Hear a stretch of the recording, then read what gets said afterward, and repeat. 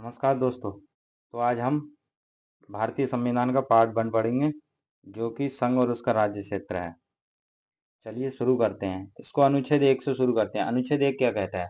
अनुच्छेद देखो, मैं बेसिकली आपको शुरू से बता दूं कि अनुच्छेद 1 जो है वो बात करता है भारत का नाम क्या होगा, भारत के राज्य क्षेत्र कौन सा होगा, भारत के राज्य क्षेत्र में क्या क्या शामिल होगा, इसकी बात करता है। तो चलिए शुरू करते हैं। अनुच्छेद 1 का क्लॉज 1 है, वो कहता है भारत को राज्यों का संघ कहा जाएगा। यहाँ भारत शब्द का मतलब है भारत अर्थात इंडिया, कुछ भी कह सकते हैं, इसमें कोई दिक्कत नहीं है, या भारत कहो या इंडिया कहो, ठीक है। अनुच्छेद 1 कहता है भारत को राज्यों का संघ कहा जाएगा, यानी कि भारत जो है उसको राज्यों का संघ कहा जाएगा, ठीक है।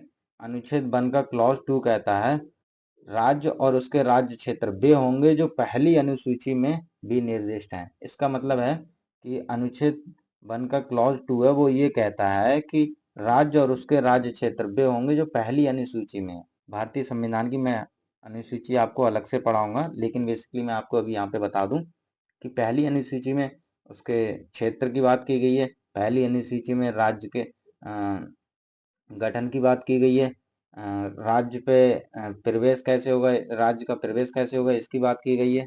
यही सब बातें की गई हैं, ठीक है। वो मैं अनुसूची आपको अलग से पढ़ाऊंगा।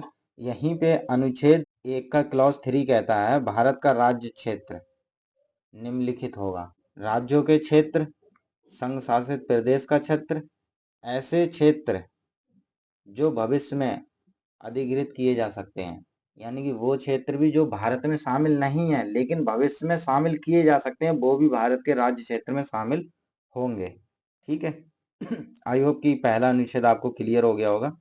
अब चलते हैं अनुच्छेद 2 की तरफ, ठीक है। अनुच्छेद 2 की तरफ चलते हैं। अब अनुच्छेद 2 क्या कहता है? नए राज्यों का प्रवेश और स्थापना। अनुच्छेद 2 नए राज्यों का प्रवेश और स्थापना से संबंधित है, ठीक है। तो चलिए इसको पढ़ते हैं। अनुच्छेद 2 कहता है संसद को नए राज्य को भारतीय संघ में प्रवेश या उसकी स्थापना करने की शक्ति है, यानी कि संसद को बेसिकली ये शक्ति देता है कि वह नए राज्य की स्थापना कर सकती है और नए राज्य का प्रवेश कर सकती है भारत में। यह शक्ति संसद के पास है। अब एक एक करके पढ़ते हैं, पहले प्रवेश को पढ़ते हैं फिर स्थापना को पढ़ेंगे। प्रवेश को पहले पढ़ते हैं अच्छे से। नए राज्य का प्रवेश कैसे कैसे कि कोई ना कोई तो तरीका बताया होगा ना, तो उसको हमने थोड़ा यहाँ पे सिंप्लीफाई किया है, उसको समझते हैं। संसद किसी नए राज्य को भारतीय संघ में शामिल कर सकती है, यानी कि संसद किसी भी नए राज्य को भारतीय संघ में शामिल कर सकती है, ठीक है। उदाहरण के लिए यहाँ सिक्किम को 1975 में भारतीय संघ में शामिल किया गया। सिक्किम को 1975 में भारतीय संघ में शामिल किया गया, इसकी बात हम करते हैं, ठीक है। अब नए राज्य की स्थापना की बात करते हैं। संसद नए राज्य को स्थापित कर सकती है, चाहे वे पहले से भारत का हिस्सा हो या नहीं।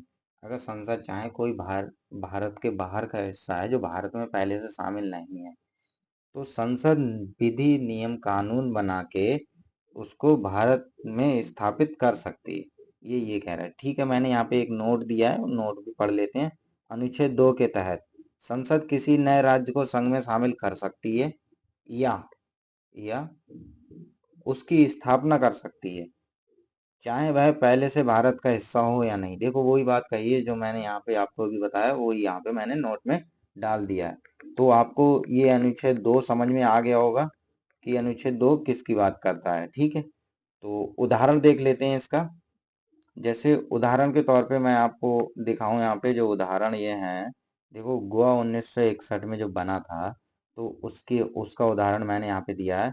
गोवा को पुर्तगाली शासन से मुक्त कराया गया और बाद में इसे भारतीय संघ में शामिल कर लिया गया, ठीक है।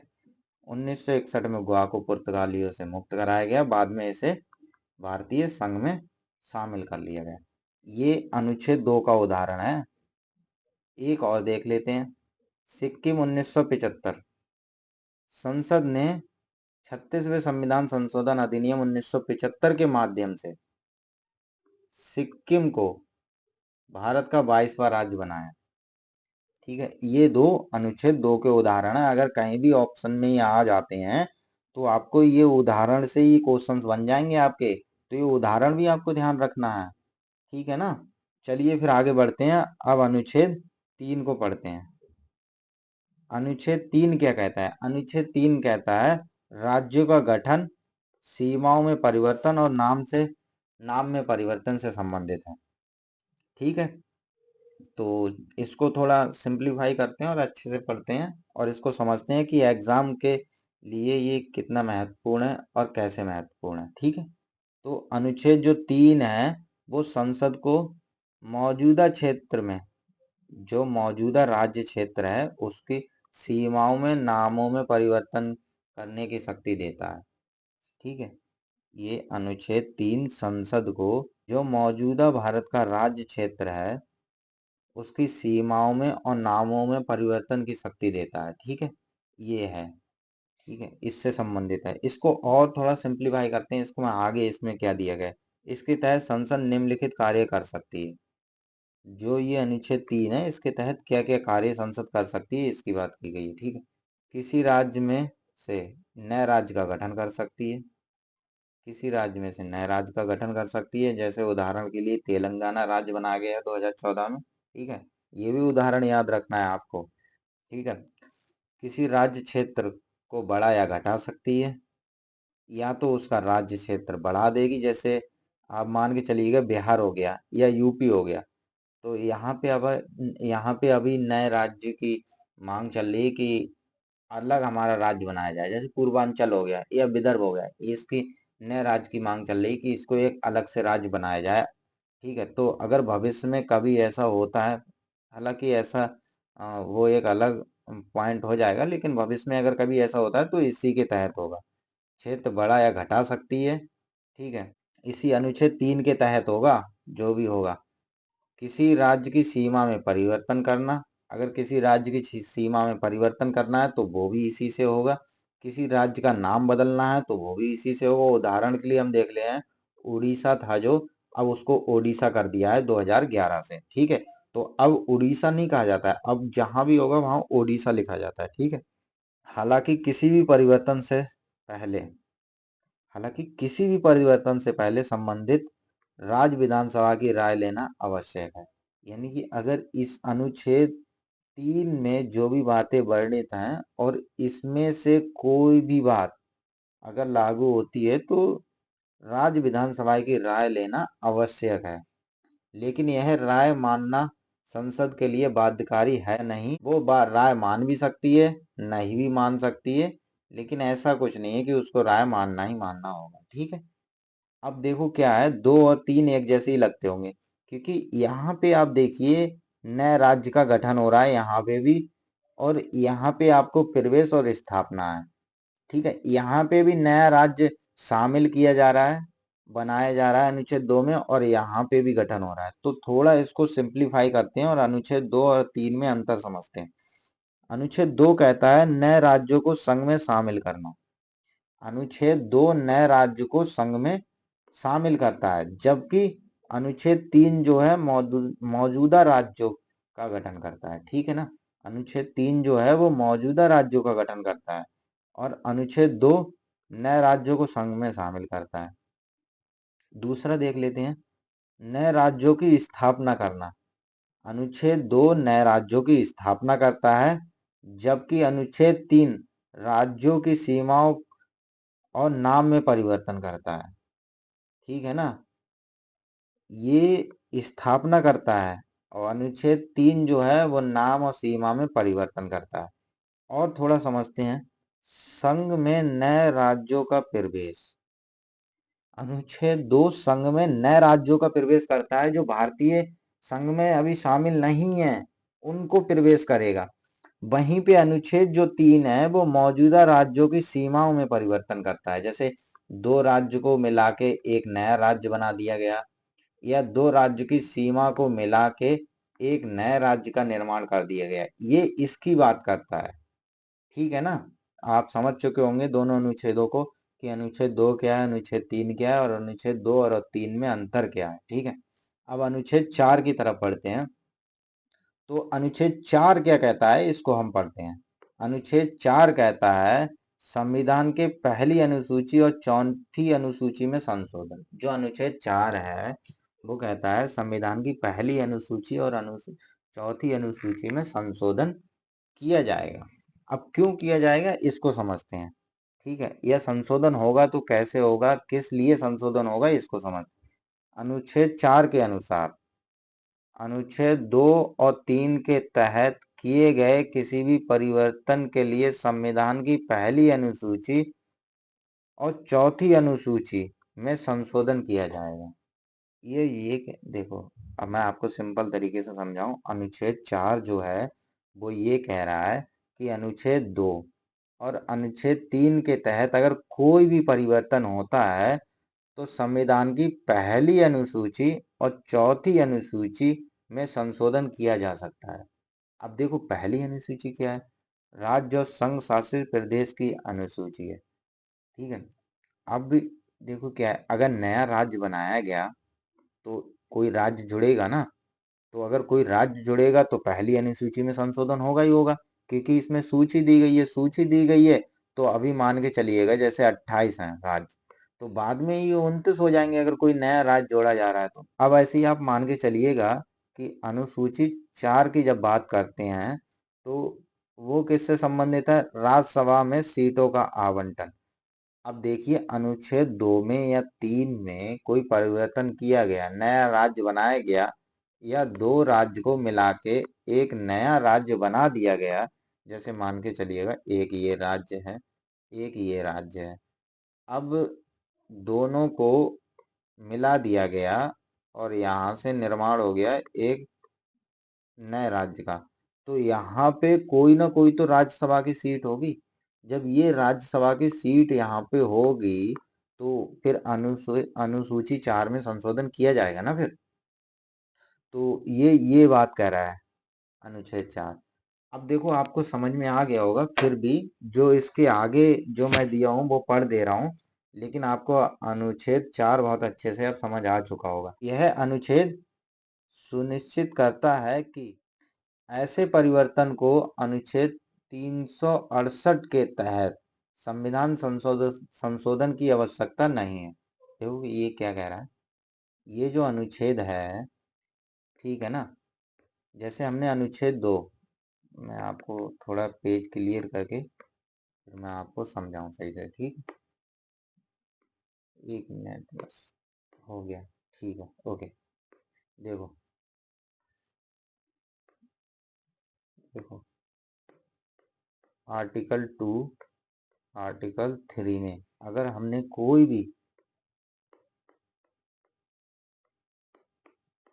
संशोधन किया, ठीक है, तो मान के चलिए आप, अगर आर्टिकल 2 और आर्टिकल 3 में हमने कोई भी संशोधन किया तो वह आर्टिकल 368 के तहत संशोधन नहीं माना जाएगा, संविधान संशोधन नहीं माना जाएगा। ठीक है ना, ये बात कह रहा है। और इसे साधारण बहुमत से पारित किया जा सकता है। जो अनुच्छेद 2 और अनुच्छेद 3 है, इसे संविधान संशोधन नहीं माना जाएगा, ये साधारण बहुमत से पारित होते हैं। ठीक है, ये कह रहा है। उदाहरण समझते हैं। जम्मू कश्मीर को दो संघ शासित प्रदेश में विभाजित करने के लिए संविधान संशोधन की आवश्यकता नहीं थी, और संविधान संशोधन हुआ भी नहीं है जब जम्मू कश्मीर को दो संघ शासित प्रदेश में डिवाइड किया गया है तो। ठीक है ना, आई होप कि अब आप लोग बहुत अच्छे से समझ चुके होंगे अनुच्छेद 4 को। अब आप लोग बहुत अच्छे से समझ चुके होंगे कि क्या क्या वर्णित है इसमें। ठीक है, तो अब बात करते हैं कि जो राज्यों का गठन हुआ वो कैसे हुआ। ठीक है, कब राज्य, कौन सा कब राज्य बना। जैसे ये राज्य हो गया, जैसे ये राज्य हो गया, ये गठन हो गया। ठीक है, ये पृष्ठभूमि हो गई। राज्य, गठन वर्ष और पृष्ठभूमि, तीन की बात करेंगे। जैसे 1950 के बाद प्रमुख राज्य जो बने हैं ना भारत में, हम उनकी बात करेंगे। ठीक है, तो सबसे पहले हम बात करते हैं आंध्र प्रदेश की। जो आंध्र प्रदेश है वो 1953 में बना। ठीक है, कारण क्या था? पृष्ठभूमि, मद्रास राज्य से तेलुगु भाषी क्षेत्र को अलग करके बनाया गया। ठीक है, यह भारत का, ये नोट डाउन कर लीजिएगा, यह भारत का पहला भाषाई राज्य है। ये जो राज्य है भारत का पहला भाषाई राज्य है। केरल 1956 मद्रास और त्रावणकोर कोचीन का विलय करके बनाया गया। ठीक है। कर्नाटका 1956 मैसूर राज्य का नाम बदलकर कर्नाटका किया गया। ठीक है। जो कर्नाटक है वो 1956 में मैसूर राज्य का नाम बदलकर कर्नाटक किया गया। ठीक है। महाराष्ट्र हो गया 1960, गुजरात 1960, नागालैंड 1963, हरियाणा 1966, हिमाचल प्रदेश 1971, मणिपुर और त्रिपुरा 1972, सिक्किम 1975 जो 22वां राज्य बना, मिजोरम 1987 केंद्र शासित प्रदेश से राज्य बनाया गया। ठीक है। अरुणाचल प्रदेश 1987 केंद्र शासित प्रदेश से राज्य बनाया गया। ठीक है। गोवा 1987, ये जो गोवा है ना ये पुर्तगाल शासन से मुक्त हुआ था 1961 में। फिर इसको बना दिया गया केंद्र शासित प्रदेश।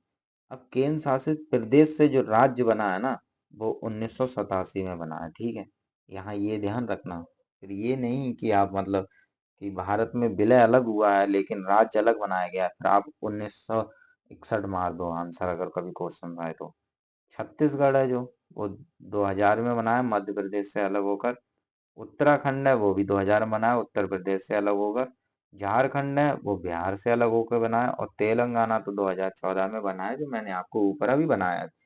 वर्तमान में अभी 28 राज्य हैं, लेकिन भारत में जब तेलंगाना राज्य बनाया गया तब भारत का वो 29वां राज्य था। ये ऑप्शन में सही से ध्यान देना है कि भारत का 29वां राज्य जो बना था वो तेलंगाना था। हालांकि अभी तो 28 राज्य हैं वर्तमान में। ये सही से पढ़ना है इसको। ठीक है ना, समझना अच्छे से।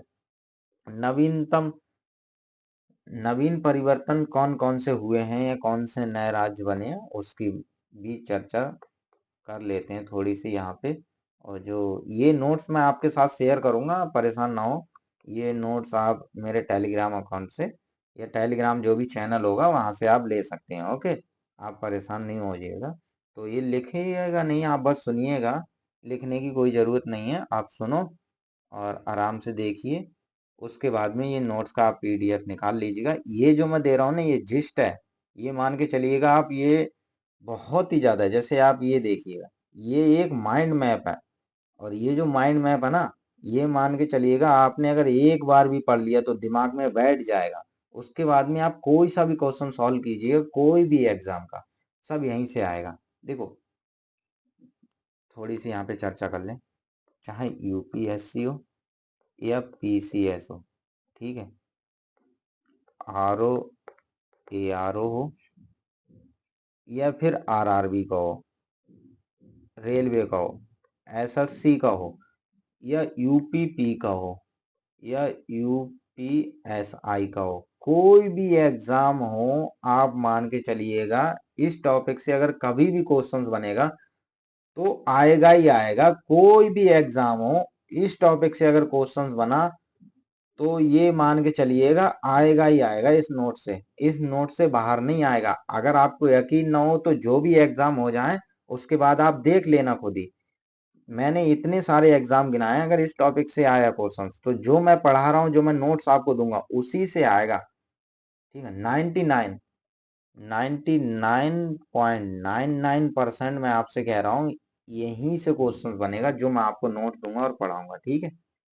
तो चलिए अब अपने मूल टॉपिक पर लौटते हैं। अब जो पढ़ते हैं कि नवीनतम जो परिवर्तन हुए हैं उसकी बात करते हैं।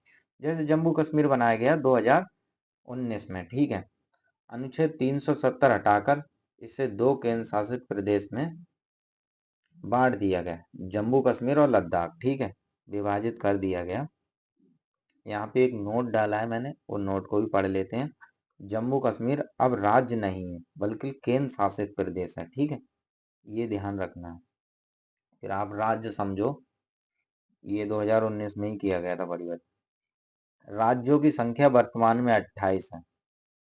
ठीक है, 2025 तक जो राज्यों की संख्या है वो 28 है। और यहाँ पे मैंने केंद्र शासित प्रदेश की भी बात की है, और केंद्र शासित प्रदेश को मैंने अलग से बताया है और सबका नाम भी दिया है, ठीक है। जैसे एक एक करके पढ़ते हैं।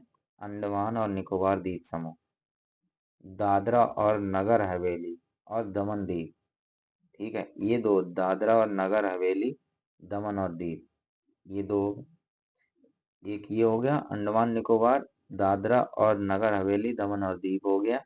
चंडीगढ़ हो गया, दिल्ली हो गया, जो राष्ट्रीय राजधानी भी है, ठीक है।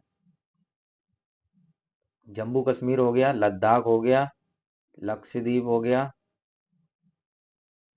पुदुचेरी हो गया। दिल्ली और पुदुचेरी की अब बात करते हैं। जैसे ये दिल्ली है ना, और ये पुदुचेरी, इससे बात करते हैं। इनकी अपनी विधानसभा, मंत्री परिषद है, ठीक है। ये दिल्ली और पुदुचेरी जो है, इनकी अपनी विधानसभा है और मंत्री परिषद है।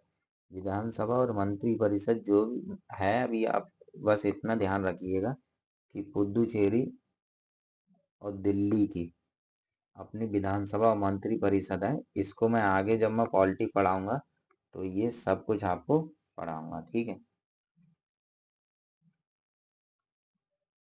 वर्तमान में 8 संघ शासित प्रदेश हैं। 2025 तक का डेटा है ये, ठीक है। अब कुछ अन्य तथ्य देख ले रहे हैं। जो अन्य तथ्य हैं वो क्या है, ये भी थोड़ा पढ़ ले रहे हैं। अन्य तथ्य,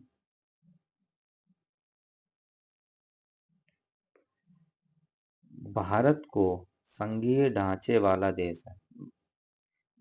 अब कुछ अन्य तथ्य देख ले रहे हैं। जो अन्य तथ्य हैं, भारत एक संघीय ढांचे वाला देश है, लेकिन इसे राज्यों का संघ कहा जाता है, क्योंकि राज्यों का संघ से अलग होने का अधिकार नहीं है, ठीक है। देखो, भारत एक संघीय ढांचे वाला देश है, जिसे भारत में अगर कोई भी राज्य है, उसे संघ से अलग होने का अधिकार नहीं है। संघ से वह अलग नहीं हो सकता, वो भारत का हिस्सा है, भारत में ही रहेगा। चाहे भारत में 28 राज्य हैं अभी, चाहे एक और बन जाए, लेकिन वो रहेगा भारत में ही। उसे संघ से अलग होना नहीं है कि मैं अपना एक अलग राज्य बना लूंगा, ऐसा नहीं हो सकता है, ठीक है ना। संसद को राज्यों के गठन, सीमाओं में परिवर्तन करने की व्यापक शक्ति प्रदान की गई है, ठीक है। संसद जो है उसको राज्यों का गठन, सीमाओं में परिवर्तन की व्यापक शक्ति प्रदान की गई है। राज्यों की सहमति लेना अनिवार्य है, लेकिन यह सहमति मानना संसद के लिए बाध्यकारी नहीं है, ठीक है। ये बाध्यकारी नहीं है, जो सहमति है ये, ठीक है ना। भारत का क्षेत्रफल कितना है? 32,87,263 वर्ग किलोमीटर भारत का क्षेत्रफल है। सबसे बड़ा राज्य क्षेत्रफल की दृष्टि से वो राजस्थान है। सबसे छोटा राज्य जो है वो गोवा है क्षेत्रफल की दृष्टि से। सबसे अधिक जनसंख्या वाला जो राज्य है वो उत्तर प्रदेश है। सबसे कम जनसंख्या वाला राज्य है वो सिक्किम है, ठीक है। अब हमने अन्य तथ्य भी देख लिए, अनुच्छेद भी सारे देख लिए, ठीक है। अनुच्छेद 2 और 3 में अंतर देख लिया, अनुच्छेद 4 देख लिया, कौन सा राज्य कब बना ये भी हमने देख लिया, नया राज्य कौन सा बना ये भी देख लिया, कितने राज्य हैं ये भी देख लिया, कितने केंद्र शासित प्रदेश हैं ये भी देख लिया, अब सब देख लिया। इससे आगे अब आगे बढ़ते हैं तो देखते हैं कि जो आयोग बनाए गए हैं उसकी चर्चा की गई। धर आयोग, जेबीपी समिति और फजल आयोग, ठीक है। जो इसमें आयोग बनाए गए हैं उन्होंने क्या अपनी सिफारिश दी है, कब गठन हुआ, उद्देश्य उनका क्या था, ठीक है। क्या महत्व है उनका आज, ऐतिहासिक महत्व क्या निकला, ठीक है ना। उन सब की बात करेंगे और कुछ प्रमुख बिंदु भी देखेंगे यहाँ पे। फिर उसके बाद हम बात करेंगे भारत और बांग्लादेश सीमा समझौता जो हुआ था ना, उसकी बात करेंगे, ठीक है। तो आज यहीं समाप्त करते हैं, ये आगे वाली क्लास में लेंगे। आप लोग वीडियो जरूर देखिएगा और वीडियो देख के चैनल को सब्सक्राइब, लाइक कीजिएगा और वीडियो को शेयर कीजिएगा।